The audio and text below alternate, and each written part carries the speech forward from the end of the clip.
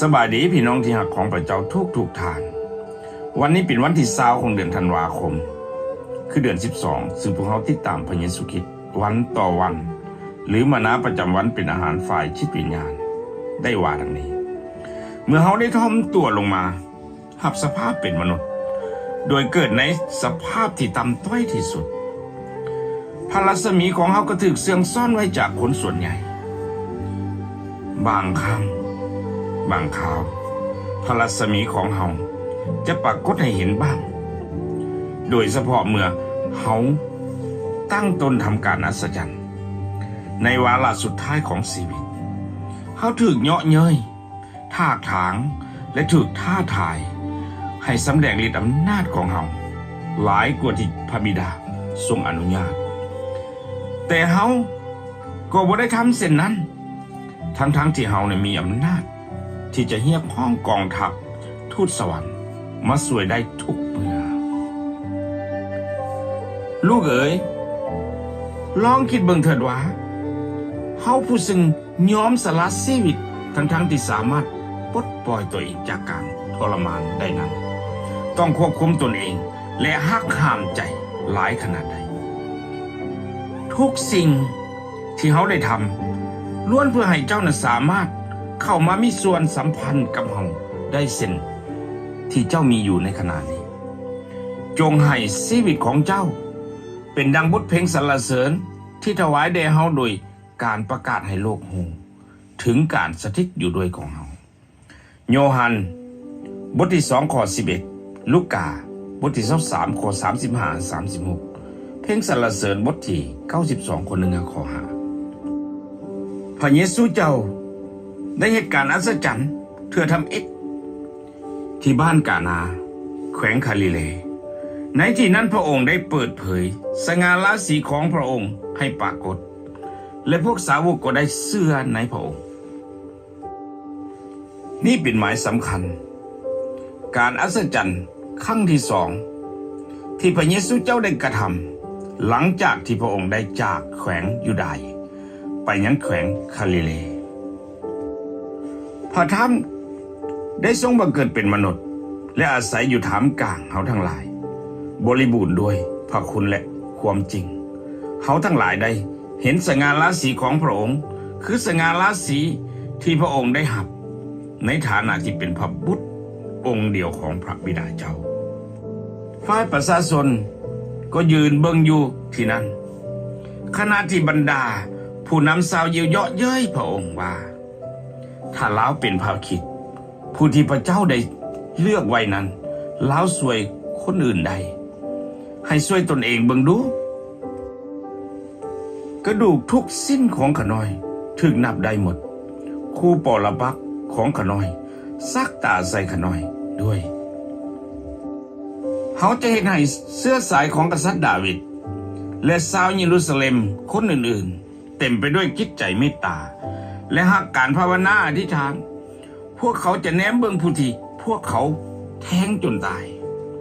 และพวกเขาจะไว้ทุกข์ให้เพิ่นดังคนที่ไว้ทุกข์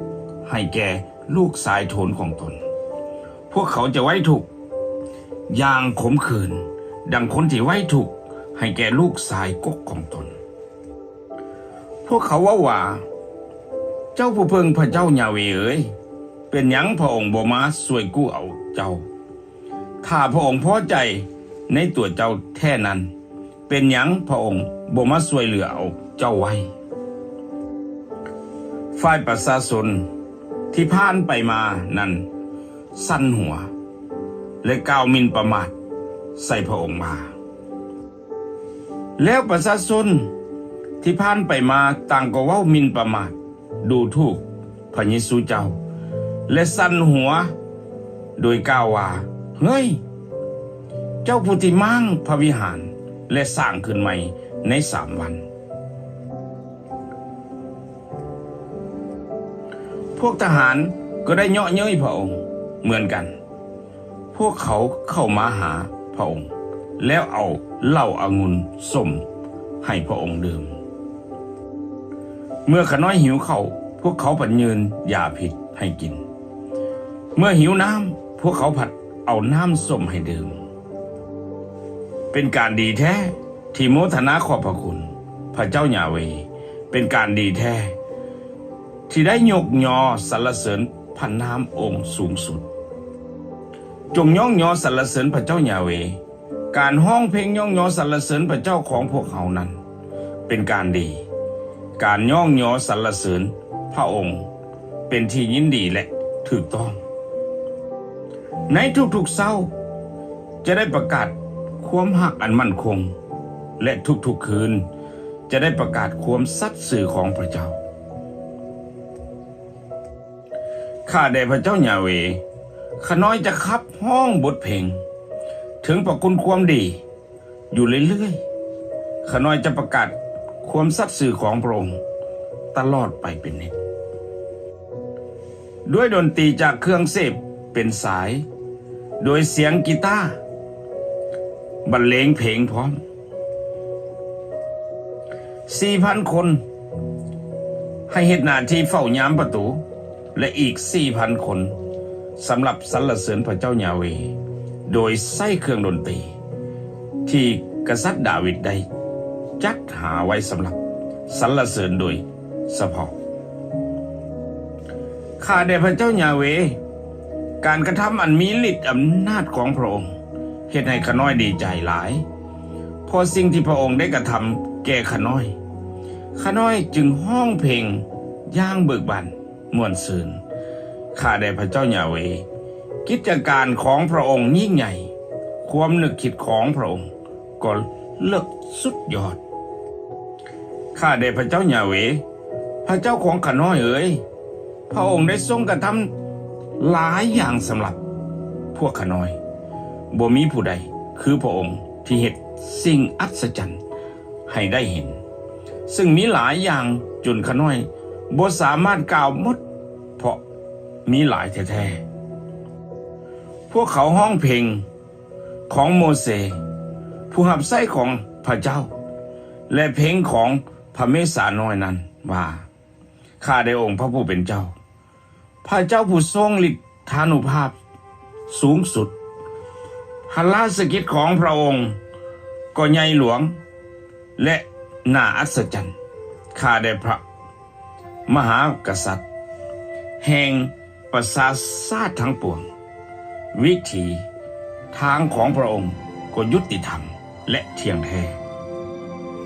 ข้าแต่พระเจ้าที่จะเข้าใจความคิดของพระองค์ได้ก็ยากหลายเพราะความคิดของพระองค์นั้นเลิกลับเกินที่จะยังหู้ใดถ้าข้าน้อยนับความคิดของพระองค์ได้ก็ดีคงมีหลวงหลายกว่าเม็ดดินทรายหลายเท่าถึงแม้นว่าข้าน้อยนับได้ก็ดีข้าน้อยก็ยังเข้าใจพระองค์บ่ได้สติปัญญาทั้งหมดนี้มาจากพระเจ้ายาเวห์องค์ทรงฤทธิ์อำนาจยิ่งใหญ่แผนการที่พระองค์ดำเนินนั้นฉลาดและสำเร็จผลเสมอความมั่งมีของพระเจ้าก็มีอย่างล้นเหลือ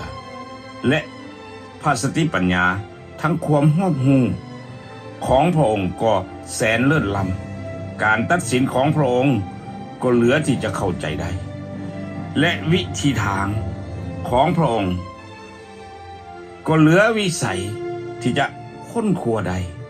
ตามที่มีคำเขียนไว้ในพระคัมภีร์ว่าผู้ใดน้อที่หู้ความนึกคิดของพระเจ้าใดผู้ใดน้อที่สามารถเป็นที่ปรึกษาของพระองค์ได้หรือผู้ใดน้อที่ได้ถวายสิ่งใดสิ่งหนึ่งแก่พระองค์ก่อนเพื่อว่าพระองค์จะได้ให้บางสิ่งตอบแทนแก่ตนเอเมนขอพระเจ้าได้รับเกียรติ